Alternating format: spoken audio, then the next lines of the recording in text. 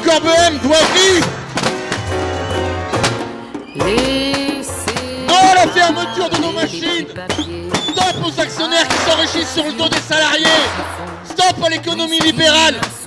Laissez-nous nos emplois. Stop à la politique ultralibérale qui est en train de tuer l'industrie dans le Nord-Pas-de-Calais. Les petits papiers, papiers de Rive ou d'Arménie. Qu'un soir il Sans papier, la région va mourir.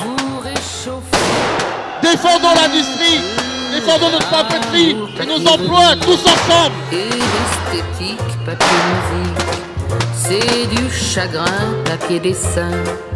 Avant longtemps.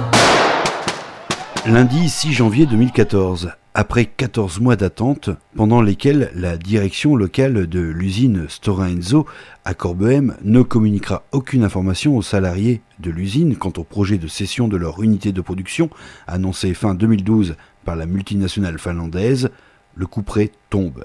Fermeture du site de Corbehem prévue pour la mi-mai 2014.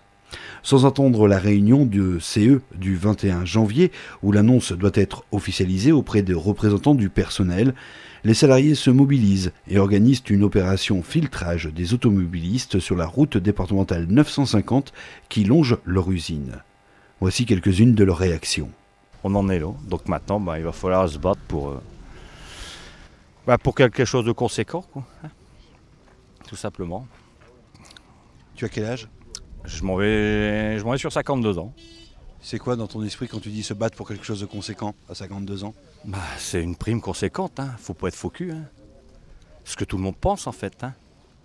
C'est tout. On veut plus nous donner de travail. Il va falloir nous donner de l'argent.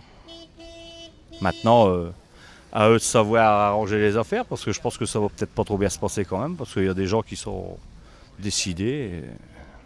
Bonjour Hervé. Bonjour Marcel. Alors, sentiment ? Mes sentiments ils sont partagés. Je suis à la fois soulagé d'avoir l'annonce, parce que ça ne pouvait plus durer. Puis bien sûr, il y a la déception, quoi. Parce que malgré qu'on est prêt depuis 14 mois, ça fait toujours un choc. Maintenant, ça fait 14 mois que Stora Enso se moque de nous, qui nous mène par le bout du nez. Espérons qu'ils ne fassent pas le même pour ce qui nous reste, c'est-à-dire la prime. Parce que, on l'a dit d'ailleurs à M. Munoz tout à l'heure, il faudra espérer qu'ils nous respectent pour la prime, chose qu'ils n'ont pas fait depuis 14 mois. Tout ça, c'était qu'une mise en scène. On avait été prévenus, on savait très bien les capacités de, je vais être grossier, de niquer les gens. On l'avait en 2006, donc on n'est pas surpris. Il y a des gens qui sont sur le choc aujourd'hui. J'en fais partie aussi, mais aujourd'hui, on peut dire merci Stora et de nous avoir pas encore fait traîner encore 3-4 mois, c'est tout. Maintenant, on est tous sur la même branche de l'herbe, ou plutôt on est tous au pied de l'herbe. Il y a 6 ans de ça, on n'imaginait pas Corbehem sans les deux machines 3 et 4, et là, il n'y a plus rien. T'imagines maintenant cette machine 5, voilà, l'avenir de ce site, c'est quoi ? Le 25 octobre 2006, personne n'imaginait la fermeture de la machine 4. La 3, on avait des soupçons, elle était un peu obsolète, c'était encore une bonne machine quand même. Mais la 4, elle a fermé. Et les gens, le 23 octobre 2012, ont fait la même erreur. Ils n'ont pas voulu accepter la fermeture de la machine 5. C'est une machine exceptionnelle, bourrée de technologie. C'est vrai que quand on voit une telle machine, on ne peut pas imaginer un seul instant laisser partir ça. On ne peut pas l'imaginer, mais la réalité, elle est là. On vit dans un monde pourri où il n'y a plus le fric qui compte. Le fric, le surfric. Et on est prêt à braver n'importe quoi. C'est dingue, c'est du gâchis. Le monde industriel maintenant, c'est du gâchis.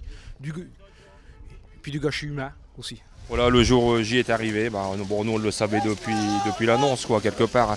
Ça sentait pas bon, puis c'était plus qu'inquiétant. Et c'est une stratégie du groupe qui fait qu'aujourd'hui, on en est là. Voilà, les dés sont jetés. Cessation d'activité pour juin. Et puis PSE qui se meurt tout doucement. Donc c'est une honte. Parce que pour mon compte personnel et ainsi que d'autres personnes, le groupe, soi-disant, d'après ses dires, cherche encore, a toujours cherché. Mais non, pour moi, et ainsi que d'autres personnes, on pense fortement que le groupe a fait des pieds et des mains pour qu'il n'y ait aucun repreneur. Aucun. Et ça, c'est certain. On ne me le fera pas enlever de la tête et c'est comme ça. Des salariés qui doutent. Pour eux, Stora Enso n'a pas réellement recherché des repreneurs comme l'y oblige pourtant la loi, ou pour le moins n'a pas favorisé la reprise du site de production. Une méfiance qui s'explique d'autant plus qu'en 2006, lors de l'arrêt des 2 machines 3 et 4 provoquant le licenciement de près de 400 salariés, le groupe assurait que le site de Corbehem, avec la seule machine 5, serait un site viable et performant. Hans Felder était alors le directeur de l'usine de Corbehem. Voici ce qu'il nous déclarait le 26 septembre 2006. Pour combien de temps la machine 5 va rester sur le site de Corbehem ? Je ne comprends pas la question. Il n'est pas prévu que la machine quitte Corbehem. Non. Donc, juste pour votre gouverne, une machine à papier se construit et ça reste très très longtemps, qu'on a vu là pour les anciennes machines. Juste pour rappel, la machine 3 date de 1932. La machine 4 de 1958. Donc je pense là vous avez une petite idée combien de temps une machine à papier va rester sur un site. La machine 5, elle est de quelle année ? De 89. Donc reconstruite entièrement en 2005. Donc c'était une machine tout récente avec un âge technique qui ne dépasse pas même 5 ans. Au tout début du conflit, était invoqué le coût énergétique comme l'une des mesures incitant à la fermeture de la machine 3 et de la machine 4. Aujourd'hui, la machine 5, toute seule, ne va pas consommer trop d'énergie pour rester compétitive. Heureusement, la machine 5 a été reconstruite en début 2005 avec une technologie qui a heureusement permis donc, de considérablement réduire les besoins énergétiques. Donc ça nous pose dans une situation beaucoup plus favorable sur le tableau de consommation d'énergie. Pour la défibrillation, tout de même, l'énergie est toujours nécessaire. Là, vous parlez de la TMP. Là, pareil, nous avons donc entrepris des mesures nécessaires pour réduire et pour aussi optimiser la production de la TMP. Donc, à la fin, ça réduit aussi la facture énergétique pour Stora Enso Corbehem. Autrement dit, l'usine consomme moins, l'entité autour de la 5 va consommer moins d'énergie demain, forcément. C'est déjà le cas aujourd'hui. Monsieur Retting, lors de sa venue le 12 janvier, disait « Si les machines ont duré aussi longtemps, c'est parce que nous sommes justement un groupe et que nous avons pu renflouer les pertes occasionnées par les machines 3 et 4. » Il disait ça clairement et nous sommes avant tout des hommes d'affaires et on est là pour faire des affaires. Aujourd'hui, la machine 5 ces derniers mois n'a pas atteint ses objectifs. Vous nous disiez tout à l'heure 6 mois avant de les obtenir. Le groupe va véritablement supporter ça. Donc il faut bien distinguer entre les machines 3-4. Je peux vous rassurer, ensemble, on a tout fait pour faire tourner au maximum les machines 3-4. Et même avec la meilleure productivité, où je suis très fier qu'on a fait ça, mais malheureusement, on n'a pas pu produire avec une situation économique satisfaisante. Le cas il est complètement différent pour la machine 5. Juste pour rappel, donc la capacité de la machine 5 c'est beaucoup plus grande. Donc c'est plus que 3 fois plus grand que la machine 3 et le double de la machine 4. Et donc avec les deux avantages, d'un côté la facture énergétique qui est beaucoup moins lourde sur la machine 5 et aussi à savoir sur une machine à papier, c'est le même personnel qui travaille. Donc le coût salarial relatif est beaucoup moindre sur la machine 5. Hans Felder, directeur de l'usine Stora Enso à Corbehem en 2006, qui annonçait donc que la machine 5 est une machine neuve, l'une des plus technologiquement avancées, qui, sur un site où la réduction des coûts énergétiques a été engagée, avait tout pour être un outil efficace. Alors pourquoi décider aujourd'hui la fermeture de cette unité de production alors que le groupe possède d'autres usines ne rassemblant pas tous ces avantages ? Certains salariés ont leur idée sur la question. Stora aurait depuis 2006 programmé l'arrêt total du site, mais a préféré une cessation d'activité en 2 temps pour apaiser le climat social, diviser les salariés entre ceux qui seraient maintenus dans les effectifs autour de la machine 5 et ceux qui ont été remerciés, et profiter depuis de dispositifs d'aide, notamment celui des taxes carbone. Jacques, tu étais là il y a 6 ans. Oui, j'étais là il y a 6 ans, ouais. On était plein d'espoir parce qu'on dit la machine 5, seule, elle va pouvoir tourner, c'est l'avenir. Et puis 6 ans plus tard, à la fin des quotas de CO2, c'est bizarre. Pour moi, les quotas de CO2, c'était un petit peu pour faire des sous pour le groupe.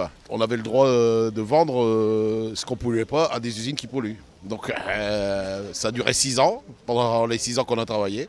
Puis maintenant, comme c'est fini, l'usine elle termine aussi, c'est fini aussi. Moi, je pense que c'est ça.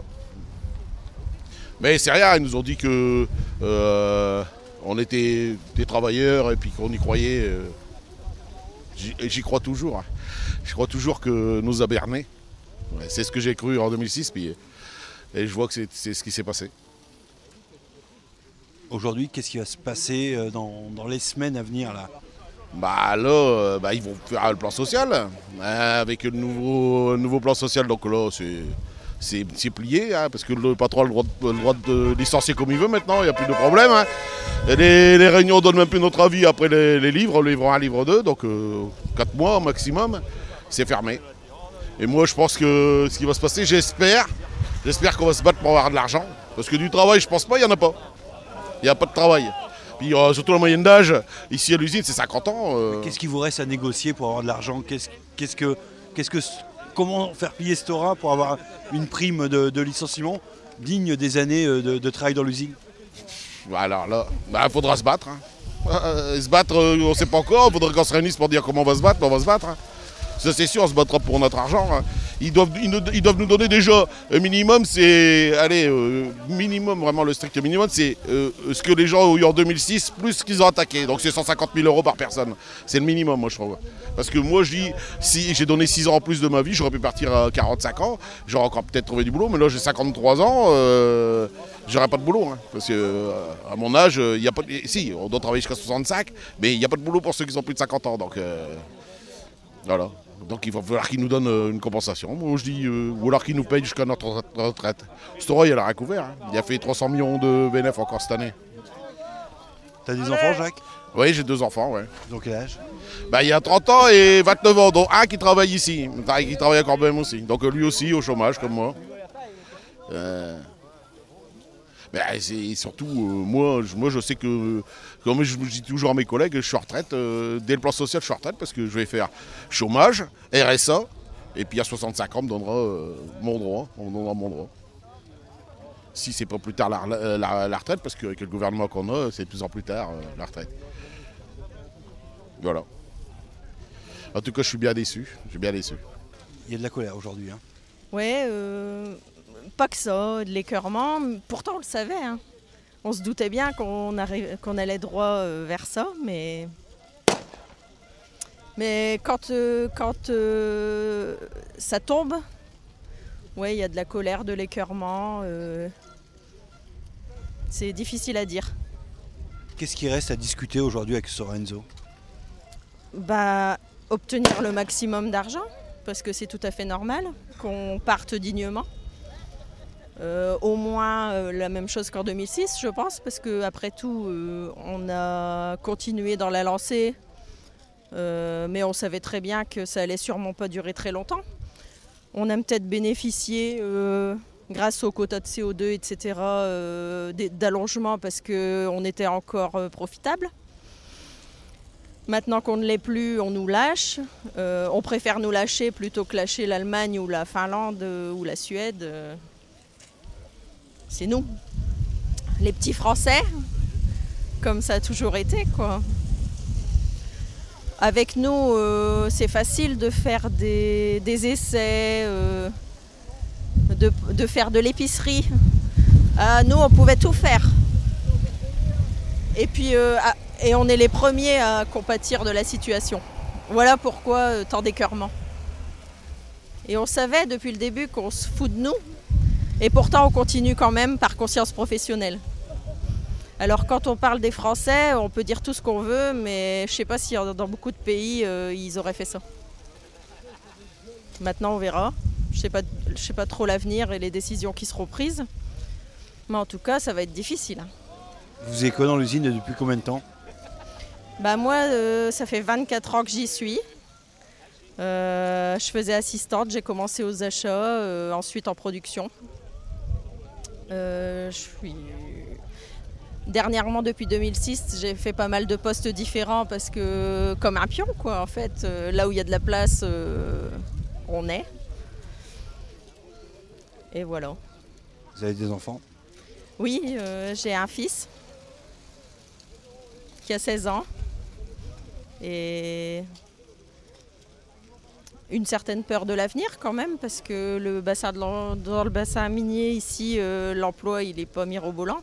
En plus, il y a beaucoup de monde dans le Nord-Pas-de-Calais et beaucoup de chômage, taux de chômage élevé. Je crois que la seule manière c'est de bouger, donc c'est tout un changement de vie. Réaction des salariés de Stora Enso le 6 janvier au matin, après l'annonce de la fermeture de l'usine de Corbehem prévue à la mi-mai 2014. Le soir même se tenait à Vitry-en-Artois un conseil communautaire de la communauté de communes Ozartis-Marquion. L'occasion pour les salariés et leurs représentants d'aller à la rencontre des élus du territoire. Je vais demander à tous mes camarades de Stora Enso de venir se placer là et de regarder dans les yeux tous les élus, s'il vous plaît. Comme pour vous preniez connaissance de toutes les familles en partie qui sont dans vos communes. Donc moi je vais vous regarder tous aussi un par un et quand on fera des manifestations, j'espère qu'on vous verra tous un par un. Parce qu'il y a 350 familles qui vont se retirer sur le cahier. On fait vivre les communes. Et quand on sera plus là, c'est 1,5 million d'euros, je crois, qui tomberont plus dans l'escarcelle de la communauté de communes. J'espère que vous serez tous présents quand on va faire des mobilisations. Sinon, on va tous venir vous chercher dans vos communes. Et ça, croyez-le, on sait le faire. Vous pouvez demander à M. Georget, on sait faire. Donc on demande, à l'heure actuelle, vous allez tous prendre une petite plume, un crayon, un papier, et vous allez écrire un cri de droit, et vous allez dire ce qui se passe ici, c'est inadmissible. J'espère que tout le monde va le faire, parce que tous les gens qui sont là, ils vous regardent les yeux dans les yeux, et dans quelques mois, on risquerait de se retrouver, mais peut-être pas dans les mêmes conditions. Maintenant, on va vous parler de ce qui se passe. 14 mois d'attente. 14 mois où les salariés, regardez-les, je suis peut-être un peu ému, hein. Regardez-les, ils ont tous travaillé pendant 14 mois, avec un coup prêt à tomber. À l'heure qu'il est, des actionnaires, un groupe, a pris la décision d'arrêter une machine à papier performante, des salariés plus que performants, et on laisse tomber. C'est inadmissible. Les salariés attendent beaucoup du soutien, parce que dans quelques mois, on ne sait pas ce qu'on va devenir. Le plan social, il va être très rapide. Ils vont essayer de bâcler ça à une vitesse où un Laproste n'avait jamais été, je pense. Aidez-nous. Ça a besoin, vous avez besoin de nous, et on a besoin de vous. Alors, je voudrais vous dire tout de suite, oui, je vous remercie d'applaudir. Alors, on va faire mieux que de prendre notre plume et un papier. Je vais demander à l'ensemble ici du nouveau conseil communautaire qui n'est pas encore en place, c'est que nous allons prendre une motion, notamment que nous enverrons d'abord aux ministres concernés, d'abord le président de la République, le Premier ministre. Je tiens à vous le dire, et vous savez, je ne suis pas l'homme de la tox, vous connaissez ma transparence et ma sincérité. Avant que je ne vienne, j'appelais Catherine Génisson pour lui demander qu'elle demande un temps de parole au Sénat. Et elle me demandait, je le dis à Stéphane, à qui j'ai donné les coordonnées en arrivant, dès demain matin, de lui faire parvenir les premiers éléments de la réaction de ce soir pour qu'elle puisse intervenir. Mais je peux vous dire que quel que soit l'élu des communes, je me permets de le faire en votre nom, mes collègues, je sais que vos portes de mairie seront ouvertes, je sais que vous saurez vous mobiliser, parce que je sais que malheureusement, vous avez été aussi confrontés, et vous êtes confrontés avec des familles dans vos communes, et c'est vrai que c'est des moments très difficiles. Quand on sait les engagements que prennent les familles, ce sont des jeunes familles, c'est des moyennes d'âge qui est jeune sur la machine sac de Stora, vous imaginez... je dirais, ce que ça peut ricocher sur une famille, l'angoisse, et les inquiétudes, les préoccupations tout à fait légitimes. Alors je le redis ici avec force à l'intersyndicale, je vous le dis à vous les salariés, vous pouvez compter sur la communauté de communes artistes et vous pouvez compter sur les 70 délégués communautaires et l'ensemble des 50 maires du territoire d'Ozartis et de Marquion.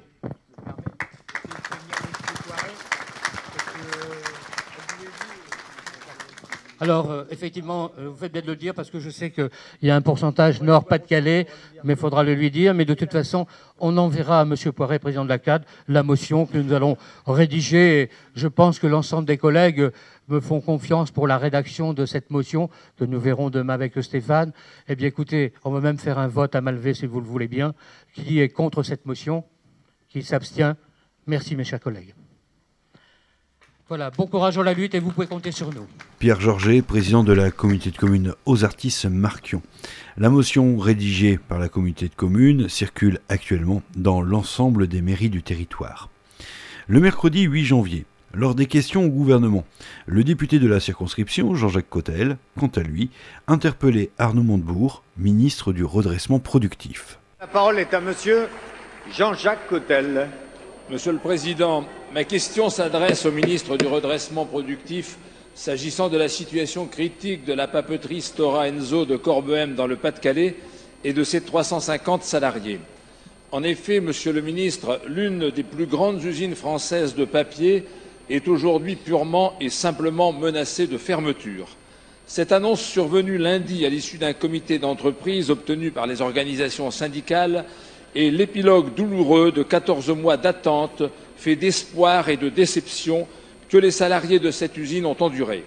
Je m'associe d'ailleurs au combat qu'ils mènent dans un esprit de responsabilité, compte tenu de leur détresse et de leur exaspération compréhensible, afin de médiatiser le sort qui est fait à l'usine à laquelle ils tiennent. Et ils ont de quoi. Cette usine dispose de nombreux atouts actuels et d'avenir. Salariés au savoir-faire de grandes compétences, position géographique à proximité des grands axes de circulation et de trafic de marchandises avec l'Europe du Nord. De surcroît, elle possède un outil productif majeur, la fameuse machine 5, qui coûta plus d'1 milliard de francs à l'époque de sa construction et qui est considérée comme neuve par les professionnels de la filière. Monsieur le ministre, les salariés et leurs familles, les élus locaux et les habitants du Nord-Pas-de-Calais ne peuvent accepter avec résignation la fermeture de ce fleuron industriel. Nous voulons nous battre pour éviter cette fermeture qui serait dommageable pour la filière papetière et qui serait vécue comme une catastrophe sociale supplémentaire dans ce territoire déjà fortement impacté. Monsieur le ministre, mes questions sont simples. Quelles sont les intentions du gouvernement afin qu'il témoigne sa solidarité aux salariés? Comment l'État peut accompagner les repreneurs potentiels et assurer la pérennité de cette usine? Merci monsieur Cottel. La parole est à monsieur Arnaud Montebourg, ministre du redressement productif. Monsieur le député Jean-Jacques Cottel, mesdames et messieurs les députés, c'est un dossier évidemment que le gouvernement suit de très près. D'abord parce que la filière papetière en France et en Europe est aujourd'hui en grave difficulté. Et ce n'est pas le premier site dans lequel nous connaissons ce genre de problème. Le groupe Stora Enso a pris la décision, c'est un groupe finlandais, de fermer l'ensemble des sites en Europe où ils perdent de l'argent. C'est le cas à Corbehem, d'après eux. Et je dois indiquer qu'ils ont fait le choix, y compris de fermer des sites en Finlande, ce qui touche en Europe 2500 de leurs salariés. Quelle a été l'attitude du gouvernement et de mon ministère? D'abord, de demander à Stora Enso de maintenir toute possibilité de reprise. Deuxièmement, d'assurer la continuité des recherches et de s'engager à soutenir toute forme de reprise, y compris sur le plan financier. Nous-mêmes, du côté de mes équipes, nous avons fait en sorte d'élargir la prospection au plan mondial et à ce jour, après 1 an de travail, alors que nous avons demandé précisément au groupe papetier de continuer la prospection, nous n'avons pas entre nos mains une offre de reprise crédible, car cette entreprise doit être recapitalisée, restructurée, car bien qu'elle ait des machines qui sont modernes, c'est une entreprise, en tout cas c'est une unité productive qui perd 12 millions d'euros par an, de la sorte qu'un investisseur devra faire en sorte de ramener cette activité à une meilleure rentabilité.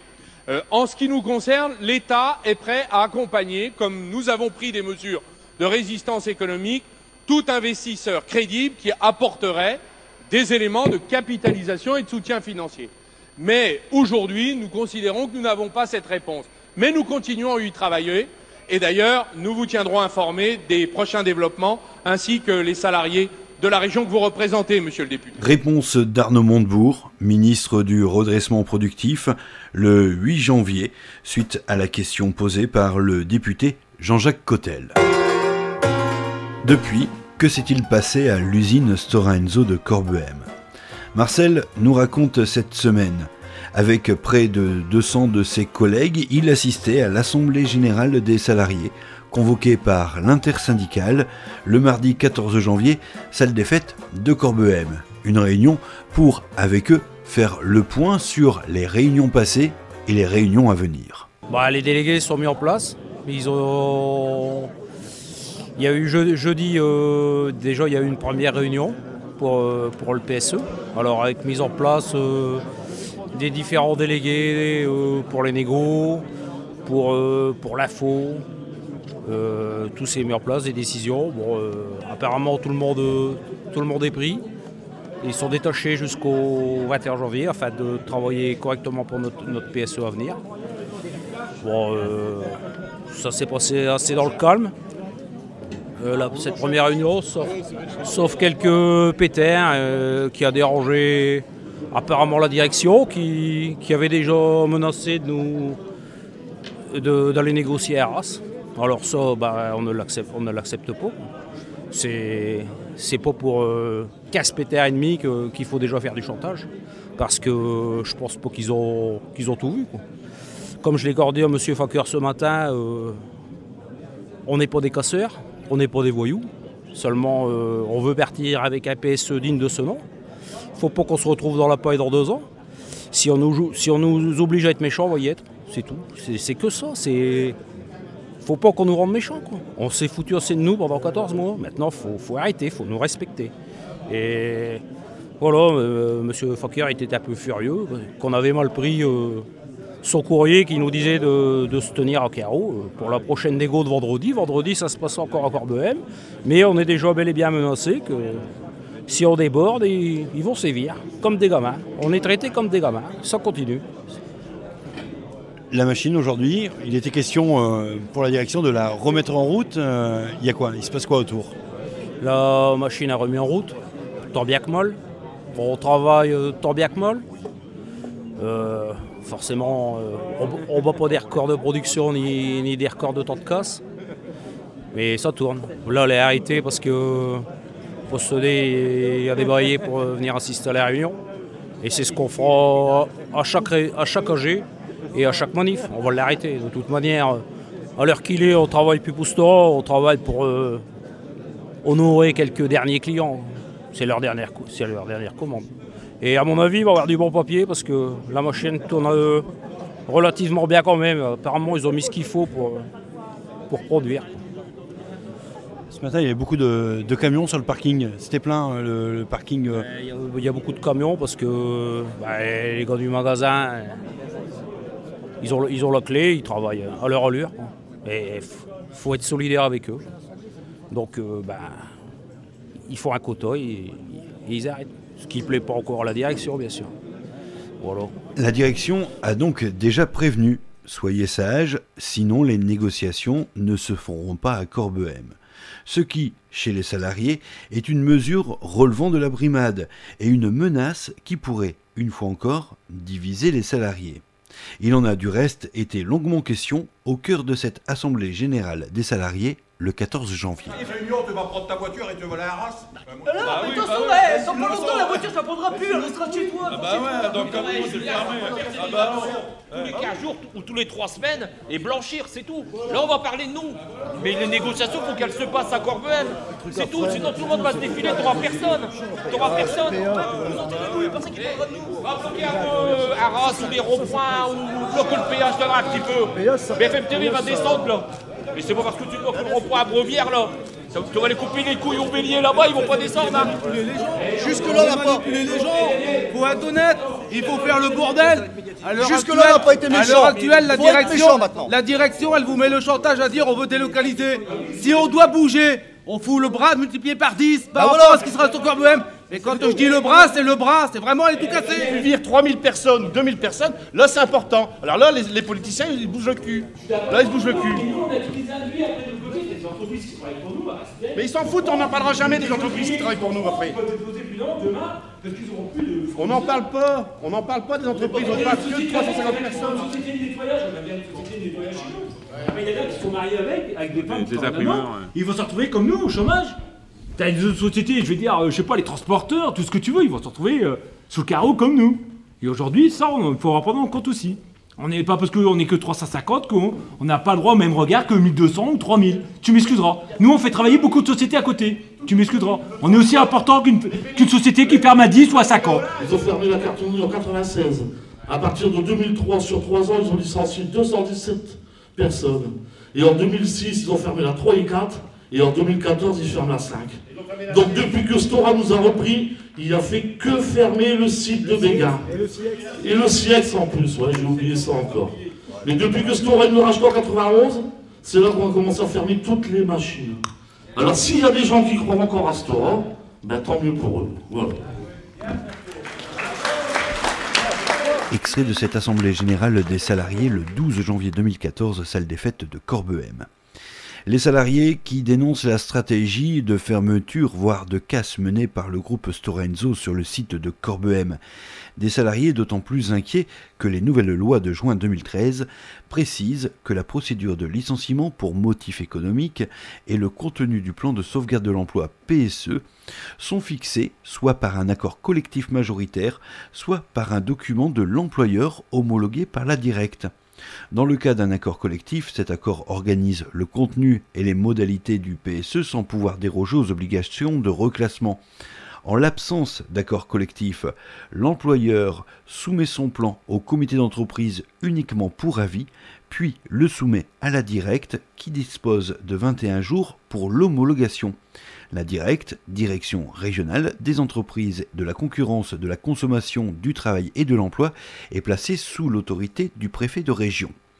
Les représentants du personnel craignent que la discussion avec la direction tourne court, sentiment renforcé par l'attitude actuelle des dirigeants de l'usine, et que, au final, leur licenciement se passe en dehors de toute négociation. Les propos d'Arnaud Montebourg, ministre du redressement productif, que nous écoutions tout à l'heure, n'étant pas de nature à les rassurer. Ils craignent que leur licenciement se passe entre la direction du groupe Stora Enso et monsieur le préfet. Jean-François Legrand, représentant du personnel, membre de l'intersyndicale, à l'issue de cette réunion. Suite à la loi de mai l'année dernière qui a été votée, il y a les 3/4 des PSE qui sont passés, c'était le document unilatéral. C'était la direction qui faisait ses conditions selon le code du travail et qui l'a envoyé à la directe, et la directe validait selon la direction qui était donnée. J'espère que ça ne se passera pas comme ça, quoi. J'espère qu'on trouvera un consensus avec la direction. Le calendrier à venir, c'est vendredi d'abord, une réunion de préparation de tout ce processus avec la direction, c'est bien ça? Ouais, de la mise en place du processus des réunions jusqu'à fin mars. Jusqu'à maintenant, c'est déterminé jusqu'à fin mars. Une tous les semaines. Sans compter les CE exceptionnels qui seront ajoutés derrière. Cette réunion, elle prépare ce qui va débuter au 21 janvier. Ouais. Et là, 21 janvier, c'est un CE pour... Annoncer comme quoi que Corbehem est bien dans une cessation d'activité. Et à partir de ce moment-là, on débute les négociations qui devront aboutir pour fin juin. On va dire fin mai, mi-mai. Parce qu'il y a la directe qui doit rendre un compte-rendu dans les 15 jours. Donc ça fait début juin, quoi. D'ici là, qu'est-ce que vous allez faire? Qu'est-ce que vous attendez des 350 salariés de Stora? Qu'ils soient mobilisés derrière nous, parce que le combat qu'on va mener, il ne sera pas tout seul. On ne peut pas compter que sur les salariés, les syndicats d'entreprise, quoi. Et ça, on ne pourra pas le mener tout seul. Il faudra une action avec tous les salariés de l'entreprise. Et moi, c'est pour ça que j'étais voir un peu, j'étais au vœu du maire de l'Écluse, et j'expliquais aux gens, parce qu'il y a beaucoup de gens de l'Écluse qui travaillent sur Corbehem, l'Écluse, Amel, Tourtequenne, et leur expliquer la situation de Corbehem, c'est qu'aujourd'hui, c'est une fermeture et que ça va aller très vite. Et qu'il faut la mobilisation de tout le monde, quoi. Parce que ça concerne toutes les communes. Et puis aujourd'hui, on sait très bien qu'une commune qui perd des salariés, aujourd'hui, les gens là vont consommer moins pour la commune, vont avoir plus de charges pour la commune. Et ça, c'est dramatique, quoi. Et on sait que dans le temps, par le temps, on sait très bien, au plan social qu'il y a eu un peu à droite, à gauche, on sait que 3-4 ans après, si les gens ne se retournent pas dans du bon côté, quoi, ils peuvent se retrouver au RSA et puis sans rien, quoi. Et ça, on n'en veut pas. Au cours de cette réunion, vous avez dit en permanence ça va aller très vite et il faut qu'on parle de nous, il ne faut pas qu'on nous oublie. Ouais. Pourquoi c'est important qu'on parle de vous? Parce que, entre guillemets, le groupe n'aime pas la publicité, n'aime pas la grosse publicité. Aujourd'hui, comme vous a annoncé sur le groupe, aujourd'hui, il n'annonce pas clairement aujourd'hui que Corbehem va fermer. Il dit, pour l'instant, c'est un arrêt technique, on est remis en route, il n'y a pas de fermeture pour eux. Donc aujourd'hui, comme ils vont nous pourrir la vie, on va leur pourrir la vie. Et la publicité, ils n'en auront pas de notre part. Le but, c'est quoi? C'est d'obtenir les meilleures conditions de la départ, PSE. un reclassement, un cabinet de reclassement efficace. On espère, ouais. Et puis un chèque conséquent également. On ne parle pas de chèque pour l'instant. On dit on va avoir des conditions favorables. On dit on veut des conditions favorables pour que les gens partent, comme il l'a dit Marcel, dignement. Non, on va nous lâcher aujourd'hui en nous disant tiens, tu as le droit à ça, puis au revoir. Non, on veut des conditions honorables, c'est tout. Vous allez aller rencontrer Arnaud Montebourg, en tout cas ses collaborateurs, le 20 janvier, c'est bien ça, donc la veille du 21, pour lui demander des explications sur la réponse qu'il a adressée à M. Cotel, député de la circonscription, qui l'a interpellé suite à l'annonce. La fermeture de Corbeil. Ouais. Et qu'est-ce qui vous a déplu dans la réponse qu'a fait M. le ministre à l'Assemblée nationale? Qu'est-ce qui vous a choqué? Ce qui m'a déplacé, c'est qu'aujourd'hui, il parle, comme j'ai expliqué tout à l'heure, c'est qu'il parle de la façon du groupe, quoi. Il n'a pas demandé l'avis de personne, quoi. Il n'a pas demandé l'avis du syndicat qui était sur place, qui vit ce qui se passe dans l'entreprise. Il a écouté que le groupe, quoi. Moi, je reprochais ça. C'est qu'une annonce du groupe qui a été faite. Et en plus, les 2500, comme il parle, c'était l'année dernière, c'était pas cette année, quoi. Je veux dire, aujourd'hui, on n'est pas... On était une société viable. C'est-à-dire que vous avez l'impression que finalement, le ministre comme ils l'ont décidé. Et le ministre du redressement productif se laisse dicter et n'est pas en mesure de s'opposer à ce que dit le groupe Sorenzo. Mais on va les faire changer d'avis, hein, monsieur le ministre. Et on va travailler pour. Il faudra qu'il nous écoute quand même. Comme il a prôné le Made in France, on va lui rappeler. On lui avait déjà fait un courrier dans ce sens-là. Et aujourd'hui, on va lui rappeler que le courrier qu'on lui avait fait, c'était dans le sens où on voulait garder des sociétés en France, quoi. Le besoin de sentir également le territoire mobilisé autour de vous, parce que ça a été évoqué également là. Aujourd'hui, il y a 350 emplois directs, il y a toute une économie locale et même des patrons indépendants qui vont se retrouver en difficulté. Qui peuvent déposer le bilan, et ça, on le sait très bien. Il y a des sociétés qui ont travaillé avec eux, on est entre guillemets les seuls fournisseurs, quoi, comme les sociétés de nettoyage. Aujourd'hui, il y a des collègues, leurs femmes, elles travaillent dans les sociétés de nettoyage, ils vont se retrouver comme leur mari dehors, quoi. Leur société leur a déjà dit, nous, on n'a pas de reclassement à vous faire. Et après, on peut se poser la question pour les petites entreprises qui travaillent pour nous, comme les systèmes de mesure annuels, tout ça. Annuel, et après il y a les produits chimiques, il y a Ecfeuille, il y a une personne à temps plein chez nous. Ils vont se retrouver tous dehors, quoi. Et ça fait drôle aussi, ça. Et ça fait beaucoup après. Alors, il y a eu également, pendant cette semaine, une drôle d'attitude de la direction locale, vous invitant à aller négocier et les rencontrer en dehors ou dans un autre lieu qu'à l'usine de Corbeil. Ils ont peur de quoi? De se retrouver dans la position du patron de Goodyear qui a été... Non, on ne va pas dire ça, mais à mon avis, c'est qu'ils ont dû connaître 2006, ils n'ont pas envie de le reconnaître. Mais il faut dire aujourd'hui qu'on est dans une fermeture de site. Les gens n'ont plus rien à perdre, quoi. Parce qu'en 2006, ça avait brûlé devant, il y avait de la palette, il y avait le mécontentement qui se manifestait. Autrement dit, on vous demande d'être malheureux mais en silence. Ouais, voilà. C'est de mourir en silence, quoi. Aujourd'hui, tu meurs, mais tu meurs en silence. Et puis en tant qu'à faire, avec le sourire, quoi. C'est ça, et on n'admet pas, les gens ne l'admettent pas, ils ont exprimé leur mécontentement par rapport à ça aujourd'hui. Alors, si on résume ce qui s'est dit dans la salle là, avec les salariés, c'est on peut aller se montrer à l'extérieur, parce qu'à Corbeil, on n'est peut-être pas assez visible, mais on doit négocier chez nous, parce que c'est chez nous que ça doit se passer. C'est important, quoi. C'est leur lieu où les gens ont travaillé pendant... Là, la moyenne d'âge, entre 45 et 55 ans, ils sont à 220 dans l'entreprise. Donc les gens, ils ont minimum 25 ans, 30 ans d'ancienneté. Donc c'est quand même... on ne peut pas l'effacer comme ça du jour au lendemain, quoi. C'est pas dans 4 mois, on va leur dire, messieurs, vous dehors, on n'en parle plus, quoi. Aujourd'hui, ils ont quand même un attachement à leur usine, à leur entreprise, quoi. Ils ont travaillé pour la faire tourner pendant 14 mois, malgré la menace qui nous tombait sur la tête de dire fermeture, de trouver un repreneur. On a toujours resté confiant, entre guillemets, parce que la direction le voulait comme ça. Elle nous a bien menés en bateau. Aujourd'hui, elle nous dit fermeture. Donc c'est vrai que c'est la pilule qui passe pas, quoi. C'est le bout de viande qui a du mal à être avalé, quoi. C'est ça.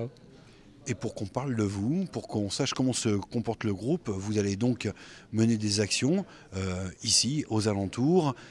Quel message vous avez envie de passer aux personnes qui vont peut-être connaître quelques désagréments tels qu'on peut le connaître quand on mobilise ou on paralyse potentiellement on l'a connu quand on a fait l'autoroute A1, quand on a fait l'opération Escargot. Il y a des gens qui étaient un peu agressifs, et puis c'est comme je disais tout à l'heure, aujourd'hui c'est nous, mais demain ça peut être eux. Nous, on n'y pensait pas avant.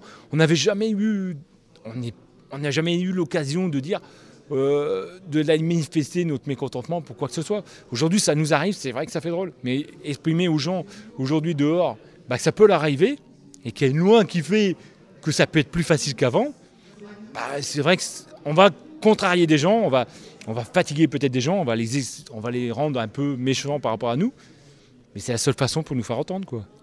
J'étais à vos côtés en 2006, j'ai fouillé mes archives, j'ai retrouvé la voix de M. Felder répondant à Mylène Réveil, journaliste à l'Avenir de l'Artois, lui affirmant que la machine 5 seule sur le site, ça roulait, il fallait surtout pas s'inquiéter et que ça avait un bel avenir. Je sais. Vous êtes fait rouler dans la farine ou pas? Bah moi j'étais pas délégué en solo, mais c'est vrai qu'on s'est fait tous salariés comme moi, tous salariés, qu'on était dans les ronds-points, qu'on était dans les manifs. Tout ça, c'est vrai que après quand on rencontre, bah, c'était une fermeture en 2 étapes, quoi.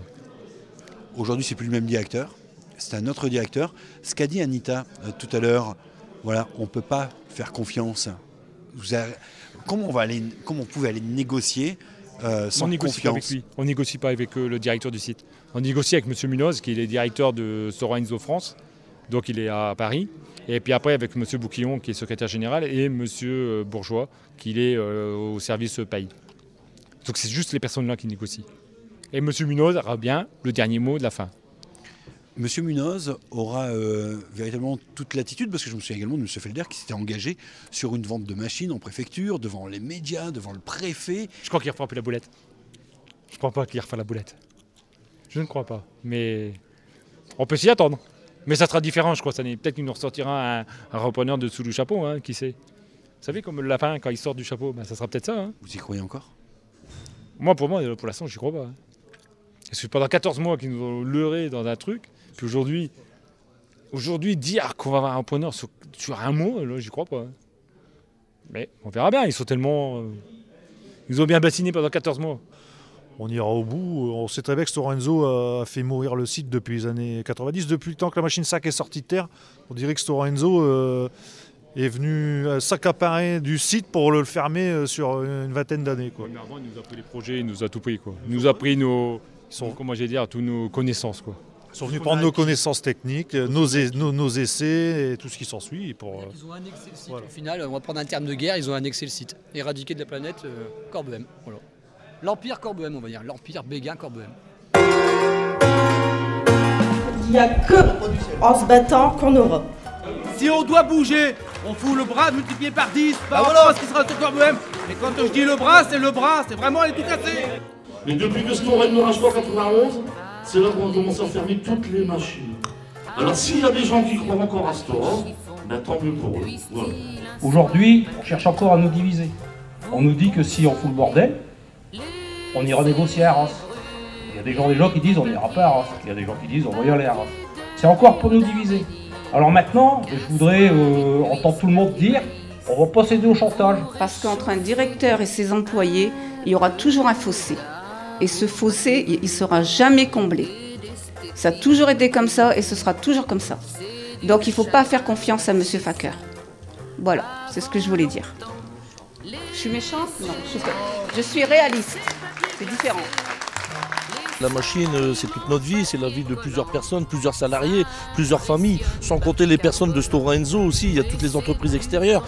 Et pour nous, cette machine, elle nous appartient quand même assez pas mal de temps, quoi. Depuis 90 qu'on a eu cette machine, on nous a retiré nos primes de participation, nos primes d'intéressement, tout ça pour pouvoir continuer à tourner avec cette machine et faire du rendement. Donc cette machine, elle nous appartient, on ne la laissera pas partir. La machine, elle est à nous et elle restera à nous.